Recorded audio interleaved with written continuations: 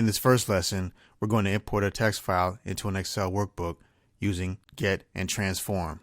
Click on cell A4, then click on the Data tab. Click on From Text/CSV in the Get and Transform data group.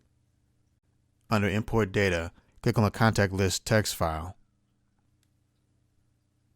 After the preview window appears, click on Transform Data. Some older versions of Excel might say Get Data. The Power Query Editor will appear. Go to the Transform group and click on Use First Row as headers, and you will see each column name move to the top position.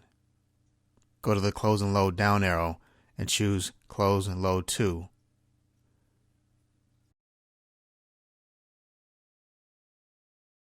From the Import Data dialog box, keep the table selection and click on Existing Worksheet, then click OK.